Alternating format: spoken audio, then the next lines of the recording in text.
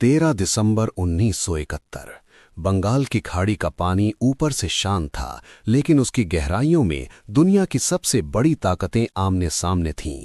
एक तरफ अमेरिका का सबसे खतरनाक एयरक्राफ्ट कैरियर यूएसएस एंटरप्राइज तेजी से बे ऑफ बंगाल की ओर बढ़ रहा था और दूसरी तरफ सोवियत यूनियन की पनडुब्बियां अंधेरे समुद्र में उसका पीछा कर रही थीं। सिर्फ एक गलत फैसला पूरी दुनिया को तीसरे विश्व युद्ध की आग में झोंक सकता था। लेकिन उस दिन जो हुआ वो सिर्फ एक नौसैनिक टकराव नहीं था, बल्कि शतरंज की ऐसी चाल थी जिसने इतिहास बदल दिया। 1971 में भारत के पड़ोस में हालात तेजी से बिगड़ चुके थे। पूर्वी पाकिस्तान में राजनीतिक संकट अब नरसंहार में बदल चुका था। लाखों लोग मारे जा रहे थे, करोड़ों शरणार्थी भारत की सीमा में आ चुके थे और देश पर मानवीय, आर्थिक और सैन्य दबाव लगातार बढ़ रहा था। आखिरकार 3 दिसंबर 1971 को पाकिस्तान ने भारत के एयरबेस पर हमला किया और यहीं से शुरू हुआ भारत पाक युद्ध। भारतीय सेना ने पूर्वी मोर्चे पर इतनी तेजी से बढ़त बनाई कि कुछ ही दिनों में ढाका लगभग घिर चुका था। पाकिस्तान को साफ दिखने लगा था कि पूर्वी पाकिस्तान अब उसके हाथ से निकलने वाला है। लेकिन असली खेल अब जमीन पर नहीं, समुद्र और ग्लोबल पॉलिटिक्स में शुरू होने वाला था। उस समय दुनिया कोल्ड वॉर के दो हिस्सों में बटी हुई थी।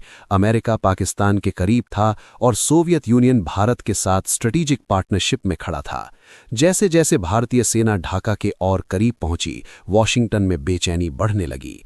फिर अमेरिका ने एक ऐसा कदम उठाया जिसने पूरी दुनिया का ध्यान अपनी तरफ खींच लिया। यूएस 7th फ्लीट का हिस्सा टास्क फोर्स 74, जिसे दुनिया के सबसे ताकतवर एयरक्राफ्ट कैरियर्स में गिने जाने वाले यूएसएस एंटरप्राइज लीड कर रहा था, बंगाल की खाड़ी की तरफ बढ़ने लगा।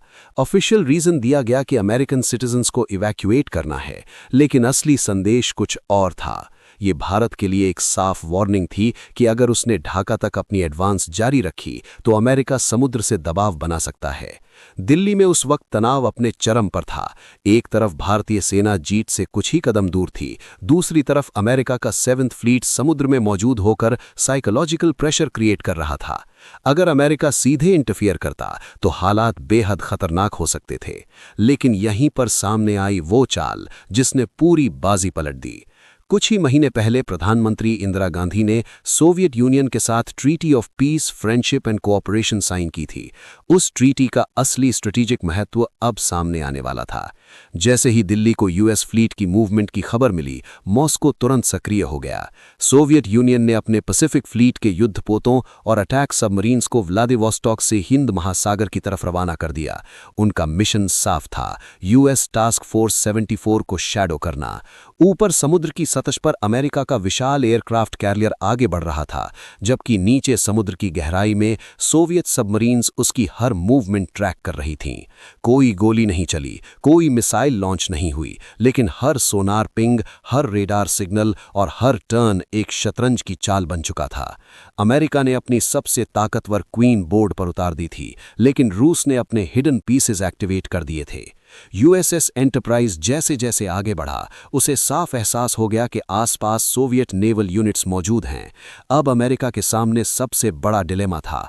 अगर वो और आगे बढ़ता तो सामने सिर्फ भारतीय फोर्सेस नहीं, बल्कि सोवियत पनडुब्बियां भी होतीं। कोल्ड वॉर के उस दौर में किसी भी छोटी सी गलती का मतलब सीधा यूएस और यूएसएसआर के बीच टकराव हो सकता था। और अगर ऐसा होता तो न्यूक्लियर एस्केलेशन का खतरा वास्तविक बन जाता, यानी भारत पाकिस्तान का युद्ध पूरी दुनिया को विनाश की तरफ ले जा सकता था। यही वो मोमेंट था जहां ये बैटल मिलिट्री कम साइकोलॉजिकल ज्यादा बन गई थी। अमेरिका समझ चुका था कि भारत को रोकने की कीमत अब बहुत बड़ी हो चुकी है। समुद्र के नीचे छिपी सोवियत सबमरीन्स ने उसकी पूरी प्रेशर स्ट्रेटजी को प्रैक्टिकली फ्रीज कर दिया था। दूसरी तरफ जमीन पर भारतीय सेना अपनी लाइटनिंग स्पीड एडवांस जारी रखे हुए थी। ढाका चारों तरफ से घिर चुका था और पाकिस्तानी ईस्टर्न कमांड के पास अब कोई रास्ता नहीं बचा था। 16 दिसंबर 1971 को आखिरकार वो हुआ जिसने इतिहास बदल दिया। ढाका में लेफ्टिनेंट जनरल ए के नियाजी ने सरेंडर डॉक्यूमेंट्स पर साइन कर दिए। करीब 93,000 पाकिस्तानी सैनिकों ने आत्मसमर्पण किया और दुनिया के नक्शे पर एक नया देश जन्मा, बांग्लादेश। अमेरिका का टास्क फोर्स 74 समुद्र में मौजूद था, लेकिन अब वो सिर्फ एक साइलेंट स्पेक्टेटर बनकर रह गया था। रूस की शैडोइंग स्ट्रैटेजी और भारत की तेज मिलिट्री बढ़त ने अमेरिका के पूरे प्रेशर मूव को न्यूट्रलाइज कर दिया। यही था 1971 का असली चेस मूव। ये जीत सिर्फ बैटलफील्ड पर नहीं मिली थी। भारत ने जमीन पर अटैक किया, अमेरिका ने समुद्र से प्रेशर बनाया, रूस ने हिडन डिफेंस एक्टिवेट किया और अंत में भारत ने चेकमेट कंप्लीट कर दिया। इतिहास की सबसे बड़ी जीतें हमेशा गोलियों से नहीं मिलती। कभी कभी वो सही समय पर सही स्ट्रैटेजी, डिप्लोमेसी और पावरफुल अलायंसेस से हासिल होती हैं।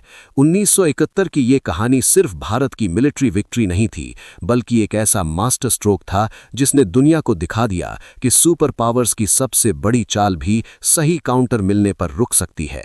बंगाल की खाड़ी में उस दिन कोई खुली लड़ाई नहीं हुई, लेकिन समुद्र की गहराई में छिपी पनडुब्बियों ने पूरी दुनिया की दिशा बदल दी।